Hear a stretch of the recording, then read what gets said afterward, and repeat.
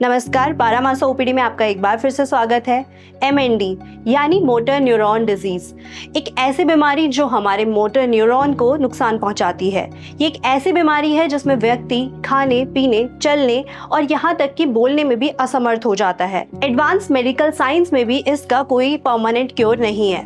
हालांकि कुछ exercise, therapies या ट्रीटमेंट से इसे मैनेज किया जा सकता है। डॉक्टर आशीष गिलोत्रा देहरादून में श्री राम हीलिंग पॉइंट चलाते हैं। डॉक्टर आशीष गिलोत्रा ने ऐसे पेशेंट्स को भी ट्रीट किया है जो चलने फिरने में असमर्थ थे, लेकिन आज वो चार धाम की यात्रा तक कर रहे हैं। हम उनसे बात करेंगे, उनसे जानेंगे एमएनडी क्या बीमारी है, कितने लोगों को होती है, किस स्टेज पर होती है और कितनी घातक हो सकती है। उनसे बात करने से पहले हम उनके पेशेंट से बात करते हैं। आप अपना नाम बताइए। आपको क्या बीमारी थी? अब मुझे तो नहीं था पता। आज 3 साल से है तो लगा कि लकवा है, लकवा पोलियो। तो अब बाद में पता लगा कि ये एमएनडी है। तो कौन से साल में आपको हुई? आप कब से ट्रीटमेंट करवा रहे हैं इसका? मुझे 22 में हुई थी। हाँ, 22 से बढ़ती गई वो धीरे धीरे। अब बढ़ती बढ़ती इतनी बढ़ गई कि मैं जो चलने में भी असमर्थ हो गया हूँ। तो अभी सुधार की स्थिति है? हाँ, क्या हुआ कि आज चौथा दिन है। हाँ। जैसे मैं खड़ा नहीं हो पाता था। हाँ। अब मुझे खड़ा कर दो पकड़ के और छोड़ दो। हाँ। तो मैं खड़ा बना रहूंगा। पहले आप छोड़ दो तो मैं गया जाता था। ट्रीटमेंट करते हुए कितने दिन हो गए? अब यह चौथा दिन अच्छा, है यहाँ पर। आप अपना नाम बताइए। आपको एमएनडी है, आपको कब से है ये बीमारी? अब 2 साल से। तो आपका ट्रीटमेंट 2 साल से चल रहा है। डॉक्टर के बारे में आपको कैसे पता चला?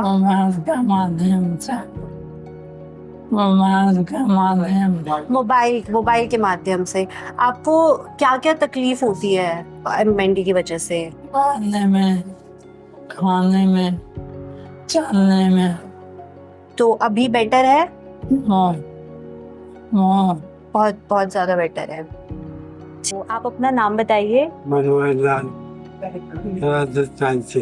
राजस्थान से आए हैं। आपको क्या बीमारी थी? मेरे को एमएनडी बीमारी है 2022 जून से।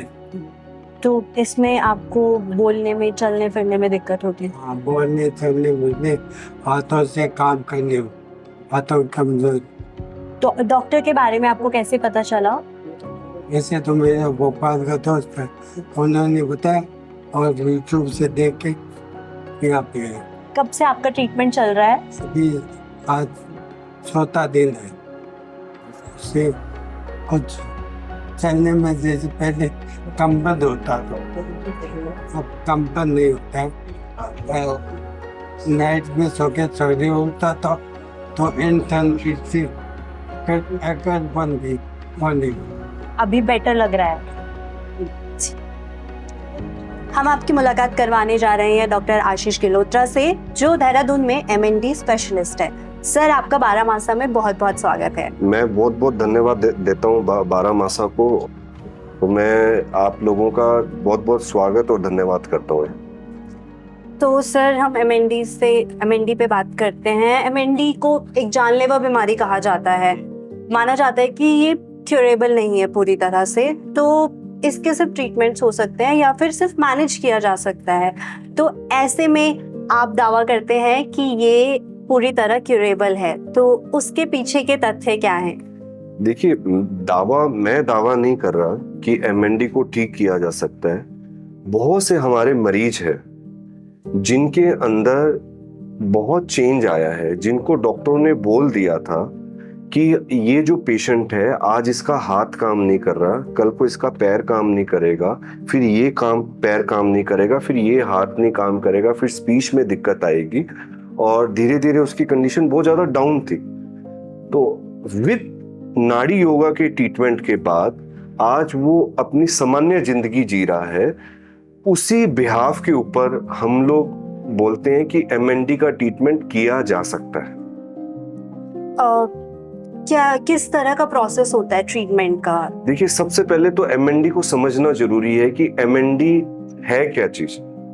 जैसे आप सबके जो व्यूअर्स हैं उन्होंने भी पहली बार ये सुना होगा, क्योंकि आपके इसके अंदर बहुत से राजनेता और उनके इंटरव्यूज आते हैं और डॉक्टर एलोपैथी के डॉक्टर को भी इंटरव्यू आते हैं। आज मैं बहुत बहुत धन्यवाद देता हूँ कि आप लोगों ने पहली बार किसी प्राकृतिक चिकित्सक का इंटरव्यू लिया है।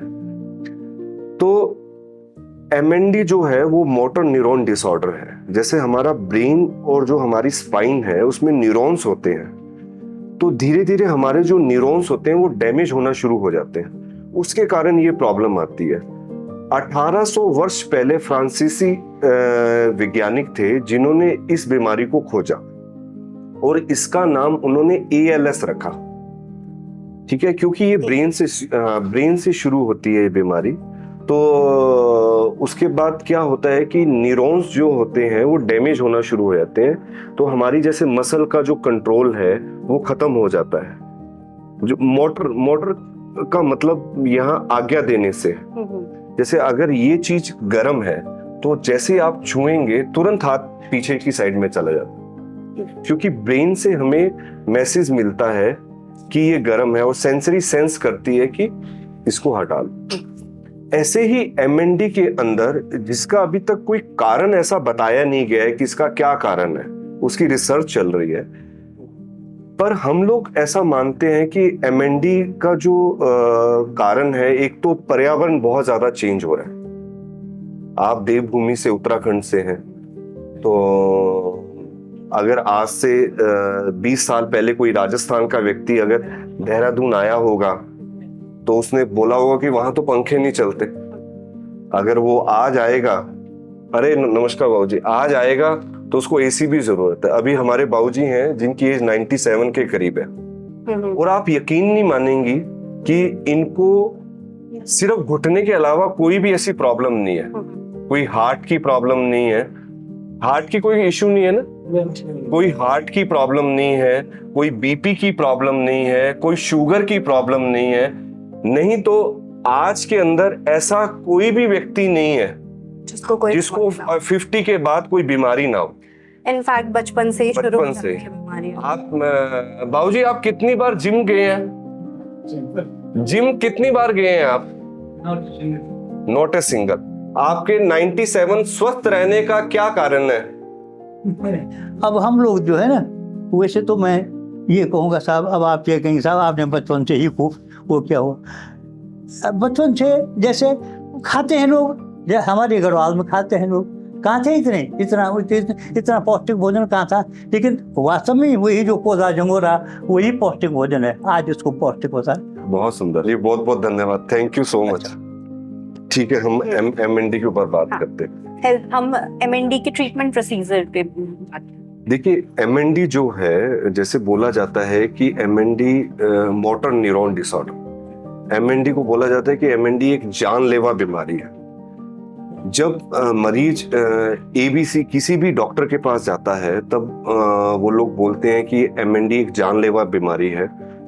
जब उसके परिवार को ऐसा बोला जाता है तो वो नेगेटिव हो जाता है, वो ऐसा लगता है जैसे आपको भी अगर कोई ये बोल दे कि इस बीमारी का कोई इलाज नहीं है और धीरे धीरे आप खत्म हो जाएंगे। तो सोचिए, हर क्षण, हर पल, हर घंटे आपकी मृत्यु कब होगी इसकी जानकारी नहीं है, पर हर क्षण, हर पल, हर घंटे आप मरेंगे। आप सोचेंगे कि यार बस मैं जाने वाली हूं, मेरा कोई ट्रीटमेंट नहीं, पर ऐसा नहीं है। जो हमारी पुरानी चिकित्सा पद्धतियां हैं उनके अंदर बहुत से असाध्य बीमारियां जो हैं उनका ट्रीटमेंट है। और मैं ये नहीं बोलूंगा कि हमने ये साबित किया, पर ये जरूर बोलूंगा जो हमारे मरीज हैं उन्होंने ये साबित किया नहीं कि MND को भी ठीक किया जा सकता है। इसलिए आपने मुझे MND स्पेशलिस्ट बोला। उन पेशेंट की बदौलत जिनके अंदर बहुत चेंज आया, या मैं ये बोलूं कि 2012 के अंदर जिनको MND हो गया था और वो इस इंसान के पास आए, मैं अपने आप को कभी भी डॉक्टर नहीं बोलता, ठीक है, मैं एक सेवक ही बोलता हूं, और मैं ये बोलता हूं कि उनके अंदर ये भी जो चेंज आया उनकी पॉजिटिव थिंकिंग के कारण ये चेंज आया। तो MND के अंदर भी है कि अगर पेशेंट पॉजिटिव है और उनका परिवार पॉजिटिव है तो आप MND के अंदर परिवर्तन लेके आ सकते हैं, कोई शंका नहीं है इसमें। तो जब पेशेंट को या मतलब किसी पर्टिकुलर इंसान को पता चलता है कि MND है, तो फिर उसका ट्रीटमेंट कैसे, कब से कैसे शुरू किया जाता है और कितना टाइम लगता है ऑन एन एवरेज एक पेशेंट को ट्रीट करने में? देखिए प्रगति जी, जो MND भी है इसके भी टाइप अलग अलग होते हैं। वो तो क्या टाइप होते हैं? हाँ, तो जैसे सबसे पहला टाइप होता है MND का, जिसको ALS भी बोला जाता है। ALS भी बोला जाता है या MND भी बोला जाता है। जैसे मैंने आपको बताया कि फ्रांसीसी जो वैज्ञानिक थे, उन्होंने 1800 वर्ष पहले इसका खोज की थी इसकी। तो उसके अंदर क्या होता है कि जैसे बहुत से ऐसे पेशेंट होते हैं जिनका हाथ प्रभावित होता है। तो जैसे हम लोग हाथ से काम करते हैं, जैसे लिखते हैं तो हैंड राइटिंग चेंज होती है। कई बार क्या होता है कि बोतल का ढक्कन नहीं खुल पाता, तो ऐसा लगता है कि यार मेरी स्ट्रेंथ कम हो गई है। ठीक है, फिर वो डॉक्टर के पास जाता है, तो डॉक्टर को जब दिखाता है तो वो लोग उनकी सर्वाइकल स्पाइन की MRI वगैरह करते हैं। तो उसमें देखते हैं कि उसमें कोई प्रॉब्लम तो नहीं है। तो वो जब MRI कराता है उसमें कोई प्रॉब्लम नहीं निकलती, फिर वो बोलते हैं कि आप कोई फिजियोथेरेपी की एक्सरसाइज कीजिए। हो सकता है कि उसके कारण जो आपकी मसल है वो वीक हो गई है, ग्रिपिंग उसके कारण नहीं बन रही है। फिर धीरे धीरे टाइम बीतता जाता है, फिर वो किसी न्यूरोलॉजिस्ट के पास जाता है। जब वो न्यूरोलॉजिस्ट के पास जाता है तो टाइम बहुत ज्यादा निकल चुका होता है। इसके कारण प्रॉब्लम आती है। इसके कारण फिर डॉक्टर उनको बोलता है इसका कोई भी ट्रीटमेंट नहीं है। जब MND के परिवार को ये चीज बोली जाती है डॉक्टर के द्वारा कि MND का कोई ट्रीटमेंट नहीं है, तो ये समझिए कि आधा तो परिवार उसी टाइम बीमार हो जाता है कि इसका कोई ट्रीटमेंट नहीं, अब क्या होगा, धीरे धीरे इसको बताना पड़ेगा। और आधा तब बीमार हो जाता है जब उसको सिम्टम दिखाई देते हैं। और ऐसे ही सेकंड उसका सिम्टम है वर्बल पाल्सी, जिसके अंदर जैसे पेशेंट बोलता है तो उसकी स्पीच चेंज होनी शुरू हो जाती है। तो बोलने में उसको दिक्कत आती है। कई शब्द हैं जैसे क हो गया, ल हो गया, त हो गया, प हो गया, उसको वो सही से नहीं बोल पाता। तो उसे ऐसा लगता है कि शायद मेरा गला खराब हो गया, उसके कारण मैं बोल नहीं पा रहा, या मुझे टॉन्सिल की प्रॉब्लम होगी। तो वो क्या करता है, ENT के पास जाता है। जब वो ENT के पास जाता है तो वो लोग कहते हैं हाँ आपने कुछ ठंडा खाया था, आज कुछ गर्म खाया था। तो आजकल हमारा जो जीवन शैली है वो बहुत ज्यादा परिवर्तित हो गया। हमें ये पता ही नहीं हमें कब क्या खाना है क्या नहीं खाना। तो वो कहते हैं हाँ मैंने शायद गर्म दूध पिया था तो उसके साथ मैंने टोस्ट ले लिया था, या ठंडा मैंने क्या कहते हैं उसको सैंडविच खा लिया था। तो कहते हैं कोई बात नहीं, आप ये 10 दिन की दवाई ले लो। तो 10 दिन की वो दवाई लेते हो, उसके बाद महीना 2 महीना ऐसे निकल जाते हैं। उसके बाद उसको कई बार क्या करता है कि जैसे जब वो ब्रश करता है तो वो जो इस तरीके से करना है तो होल्ड नहीं हो पाता, फिर उसको थोड़ा चिंता होती है। उसके बाद वो किसी दूसरे डॉक्टर पर जाता है तो वो कहता है ये आपका नीरो का केस है। फिर वो न्यूरोलॉजिस्ट के पास जाता है। जब वो वहां जाता है तो वो कहते हैं अच्छा और क्या सिम्टम है, तो बताता है कि मैं पानी होल्ड नहीं कर पा रहा, ठीक है, कई बार पानी पीता हूँ तो मुझे ठसका लगता है।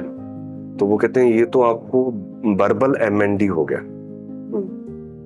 कभी सुना नहीं होता कि ये वर्बल MND क्या चीज है। तो कहते हैं अच्छा, तो फिर उसके बाद गूगल में आकर सर्च करता है, गूगल डॉक्टर बनता है। जब गूगल में सर्च करता है तो उसमें लिखा होता है कि वर्बल MND का कोई इलाज नहीं है, और जो पेशेंट की मैक्सिमम एज है वो 5 to 8 ईयर के करीब है। तो समझिए कि उसके ऊपर क्या बीतती होगी। उसे ऐसा लगता है आपको मेरा कोई ट्रीटमेंट नहीं है, क्या होगा क्या नहीं। तो डिप्रेशन में चला जाता है पेशेंट। फेस इंप्रेशन चेंज हो जाते हैं, अचानक से हंसी आनी शुरू हो जाती है, और धीरे धीरे क्या होता है कि खाना नहीं खाया जाता। फिर डॉक्टर बोलते हैं कि आपको पाइप लगानी पड़ेगी, आपको पाइप से खाना देना पड़ेगा। आपको ब्रीदिंग के लिए, क्योंकि सांस लेने में भी दिक्कत आती है, सांस के लिए भी आपको ऑक्सीजन की मशीन लगानी पड़ेगी। धीरे धीरे धीरे उसका जीवन लीला समाप्त हो जाती है। तीसरा जो MND का प्रकार होता है वो बहुत खतरनाक होता है, जिसके अंदर विद इन 2 और 3 मंथ के अंदर ही पेशेंट खत्म हो जाता है। मुख्यतः 3 प्रकार होते हैं। वैसे कई MND जरूरी नहीं है कि MND का पेशेंट जो है वो 8 साल तक ही जिएगा। आपने स्टीफन हॉकिंस का नाम सुना होगा, उनको भी MND था, ALS था। वो तो जब 26 ईयर के थे तब उनको MND डिटेक्ट हुआ था और 76 ईयर तक वो जिए थे। तो जितने भी MND के पेशेंट हैं मैं उनको ये बोलता हूं, ये आपकी प्रेरणा है। अगर आप पॉजिटिव हैं तो बीमारी का इलाज है। तो कहीं ना कहीं स्टीफन हॉकिंस के मन के अंदर ये इच्छा थी कि मुझे जीना है, इसलिए वो 56 साल काट के गए। अगर उन्होंने भी ये सोच लिया होता कि नहीं मैं तो मर जाऊंगा, तो शायद वो 56 की जगह बहुत कम समय में चले जाते। जैसा आप सोचते हैं वैसा ही आपका मन बनता है, वैसे ही आपकी बीमारी बढ़ती जाती है। मैं तो हर MND के पेशेंट को बोलता हूं, चाहे वो बेड पे है, चाहे वो व्हील चेयर पे है, चाहे वो चलता फिरता है, मैं उसको बोलता हूं चाहे आप कोई काम करने के लिए नहीं जाते हैं, पर आप सुबह उठिए, अपना रूटीन का काम कीजिए, पाठ पूजा कीजिए, उसके बाद स्नान कीजिए और अपना ड्रेसअप होइए। चाहे आपका हाथ काम नहीं करता, आपके पैर काम नहीं करते, पर आप ड्रेसअप होइए। आप 9 से लेकर और 5 बजे तक आप ड्रेसअप रहिए, एकदम अपने बाल और ये सब सेट करके रखिए। सर मैंने आपसे पूछा था स्टार्टिंग में कि जब इसका ट्रीटमेंट चलता है तो कितना टाइम लगता है एक पेशेंट को रिकवर होने में? बिल्कुल, जैसे मैंने आपको बताया कि MND के टाइप अलग अलग है, ठीक है, और मैं ये मानता हूँ कि MND के बहुत ज्यादा टाइप है। मुख्यतः 3 टाइप बोले जाते हैं जो मैंने आपको बताया। तो ऐसे ही ये पेशेंट के ऊपर भी बहुत वेरी करता है। कई पेशेंट ऐसे होते हैं जिनका 6 दिन के अंदर ही परिणाम आ जाता है, उनकी स्पीच नहीं होती, वो बोलना शुरू कर देते हैं। तो वो कहते हैं हम ये तो चमत्कार हो गया, पर ये चमत्कार नहीं, ये साइंस है, ठीक है। कई ऐसे पेशेंट होते हैं जिनका परिणाम जो होता है वो 2 महीने तक आता है। कई ऐसे पेशेंट होते हैं जिनका परिणाम 7 महीने तक आता है। पर मैक्सिमम हमारा जो ट्रीटमेंट हम लोग देते हैं वो 2 साल का ट्रीटमेंट देते हैं पेशेंट को। और हम लोग इसमें क्या करते हैं, पेशेंट का नाड़ी परीक्षण करते हैं, उसको अच्छे से चेक करते हैं, उसकी काउंसलिंग करते हैं, ठीक है, और उसका ट्रीटमेंट उसको और उसके परिवार वालों को सिखाते हैं ताकि आप घर पे भी करते रहें और ऑनलाइन हम लोग उनसे जुड़े रहते हैं। तो इसमें मेडिकेशंस वगैरह भी होता है? देखिए, इसके अंदर हम आयुर्वेद का कुछ ट्रीटमेंट देते हैं और डाइट का ट्रीटमेंट देते हैं, और एलोपैथिक का ट्रीटमेंट हम लोग कुछ भी नहीं देते हैं। और उनको ये बोलते हैं कि जो भी आपका एलोपैथी का ट्रीटमेंट चल रहा है प्लीज आप उसको कंटिन्यू रखिए। हम कोई भी एलोपैथी का ट्रीटमेंट बंद नहीं करवाते। एडवांस मेडिकल साइंस काफी हो चुका है, तो क्या मेडिकल साइंस में भी नाड़ी योगा या इस तरह की चीजों को इस्तेमाल किया जाता है टू ट्रीट पेशेंट्स? देखिए, बहुत से ऐसे डॉक्टर हैं जो हमें हेल्प भी करते हैं, मैं आपके माध्यम से उनका धन्यवाद भी देना चाहता हूँ। और बहुत से ऐसे लोग हैं जो इन चीजों को बिल्कुल बिलीव नहीं करते। पर मेरा बेसिकली ऐसा मानना है कि कोई भी चिकित्सा पद्धति है वो अपने आप में बहुत खास है, और कोई भी डॉक्टर ये नहीं चाहेगा कि उसका मरीज ठीक ना हो। एडवांस जो चिकित्सा पद्धति है उसके जितने भी डॉक्टर हैं,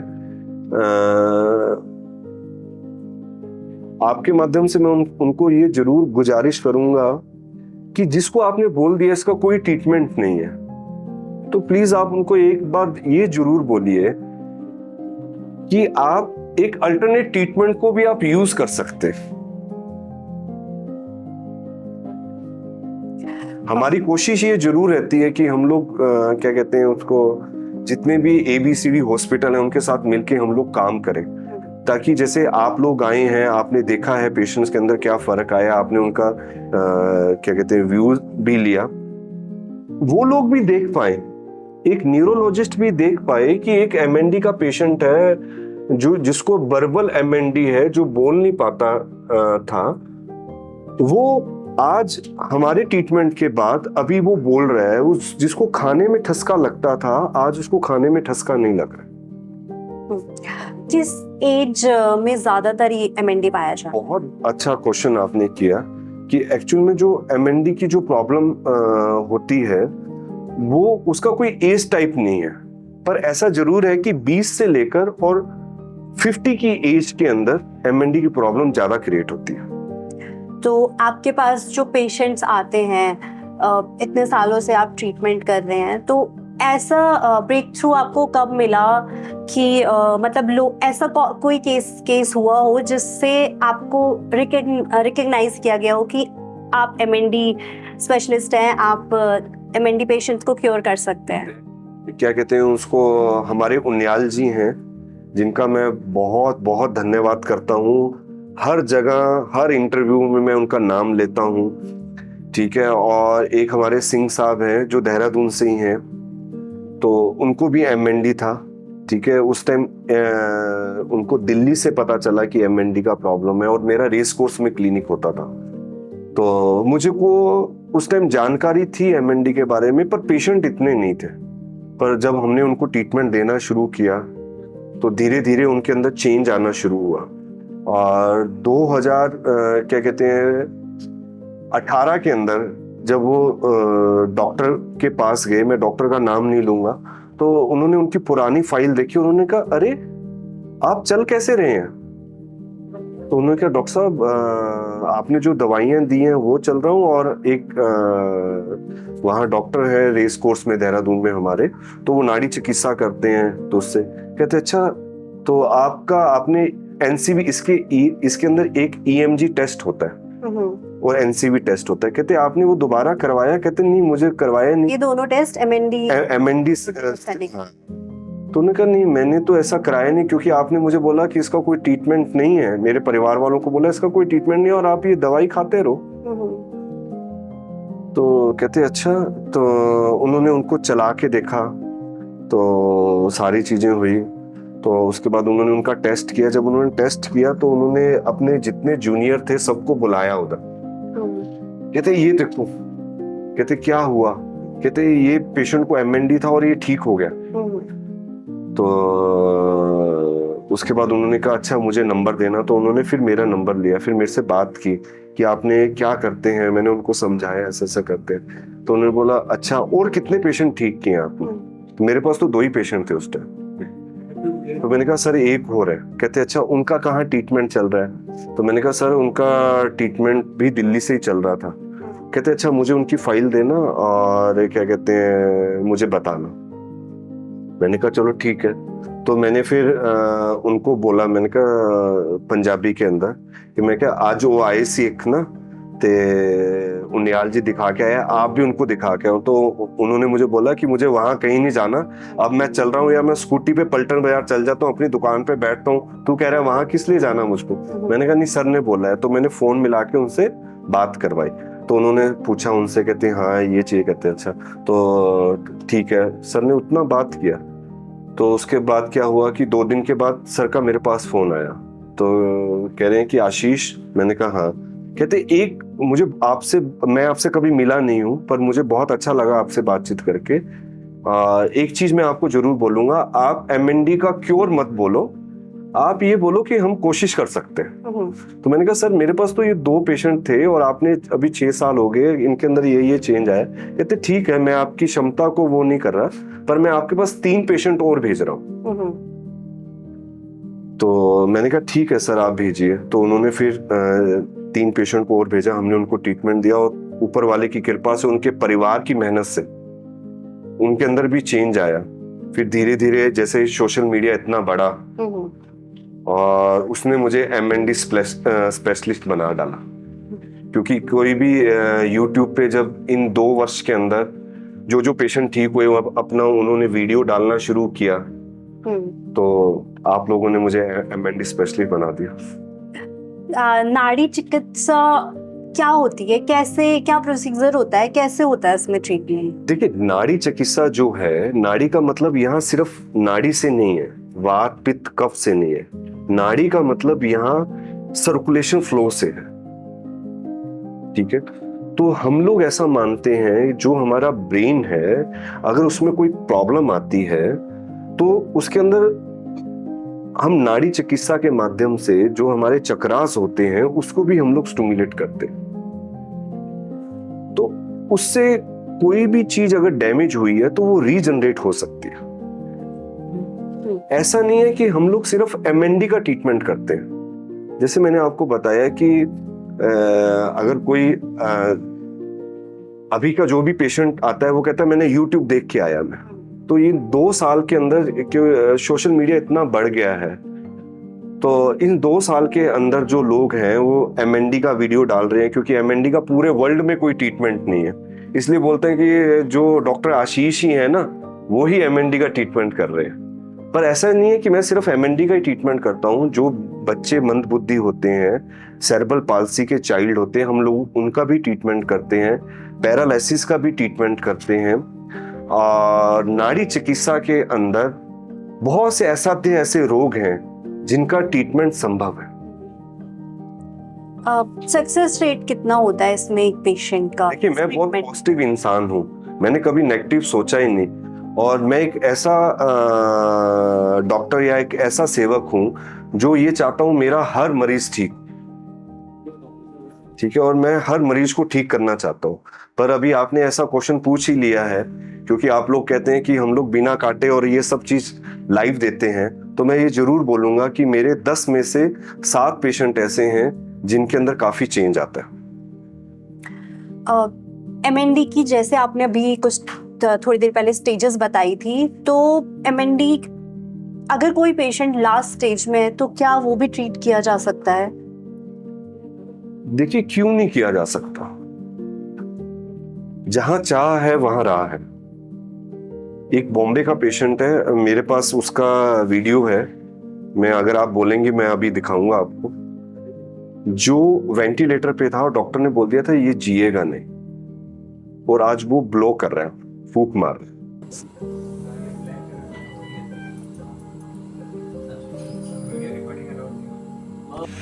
एक, 2, 3, 4। तो आप ये देखिएंगे, जब वो हॉस्पिटल में था तो उन्होंने बोला ये वीडियो अलाउ नहीं है, क्योंकि वो लोग मेरे पास भेजना चाह रहे थे कि सर इस कंडीशन में है, हमने आपका बहुत नाम सुना है, तो कैसे हो सकता था। उनको एमएनडी के कारण ही वो वेंटिलेटर पे चले गए थे। तो हम लोगों ने ट्रीटमेंट दिया, और क्या कहते हैं, बॉम्बे का पेशेंट था वो, और परिवार के अंदर हिम्मत थी। और मैंने आपको एक चीज स्टार्टिंग में बोली, जहां चाह है वहां राह है।